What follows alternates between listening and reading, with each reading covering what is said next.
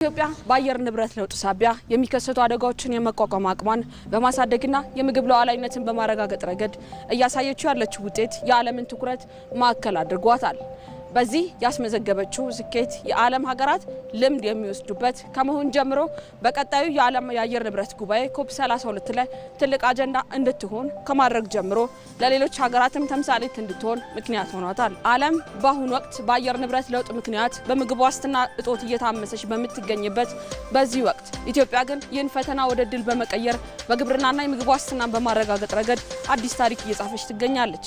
በተለይም የአረንጓዴ አሻራ መርሃ ግብርን ከምግብ ዋስትና ጋር በማስተሳሰር የተከናወኑ ተግባራት ውጤት ማፍራትም ጀምረዋል። በበጋ መስኖ ስንዴ ልማት ያገኘችው ስኬት ለምግብ ሉዓላዊነት ዋነኛ ማሳያ ሆኗል።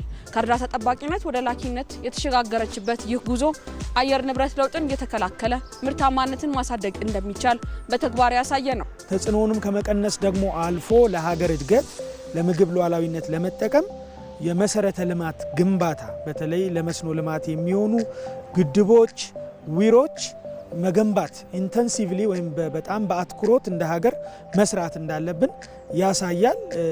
ያ መንገድ ላይም እንደምንገኝ በርካታ ማሳያዎች አሉ። እንደ ሀገር መስኖ ሴክተር ላይ ከፍተኛ የሆነ በጀት ተመድቦ በፌዴራል ተቋማትም በክልል ተቋማትም ውስጥ ብዙ ቢሊዮን ብሮች ተመድቦ በርካታ ፕሮጀክቶች እየተተገበሩ ይገኛል። ኢትዮጵያ ለአየር ንብረት ለውጥ የማይበገር ኢኮኖሚ የመገንባት ስራ ዛሬ ላይ ለሌሎች ሀገራት ትምህርት እየሆነ ነው። ኮፕ32 በኢትዮጵያ ላይ ትኩረት እንዲያደርግ ያስገደደውም ይኸው በተጨባጭ የታየው የምግብ ሉዓላዊነት ስኬት ነው። የአየር ንብረት ለውጥ ተጽዕኖ ለመቋቋም የሚደረገው ጥረት ከፖሊሲ ባለፈ በመሬት ላይ በሚታዩ ስራዎች መታጀቡ ደግሞ ኢትዮጵያን በአፍሪካ ብቻ ሳይሆን በዓለም አቀፍ ደረጃ አርአያ እንድትሆን አስችሏታል። ከችግኝ ተከላ እስከ ዘመናዊ ግብርና የተከናወኑ ተግባራትም ለሌሎች ታዳጊ ሀገራት አዲስ የመስፈንጠሪያ መንገድ መሆናቸውም በሰፊ እየታየ ነው።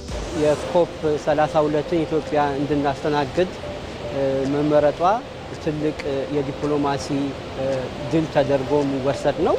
ይህም የሚያሳየው የዓለም አቀፉ ማህበረሰብ በድጋሚ ኢትዮጵያ የአየር ንብረት ለውጥን ለመቋቋም እየወሰደቻቸው ያሉ ተጨባጭ እርምጃዎችን እውቅና እንደሚሰጥ እንደሚያደንቃቸው ማረጋገጫ ተደርጎ ሊታይ ይችላል። በአጠቃላይ ኢትዮጵያ በምግብ ሉዓላዊነትና በአየር ንብረት ለውጥ መከላከል ላይ ያሳየችው ቁርጠኝነት በአየር ንብረት ለውጥ የማይበገር አረንጓዴ ኢኮኖሚ ለመገንባት በምታደርገው ጥረትም በዓለም አቀፍ ደረጃ እያተረፈላት ከሚገኘው እውቅና ባለፈ ምርትና ምርታማነትን በማሳደግ ላይ የምታደርገው ትኩረት መሰረት ነው።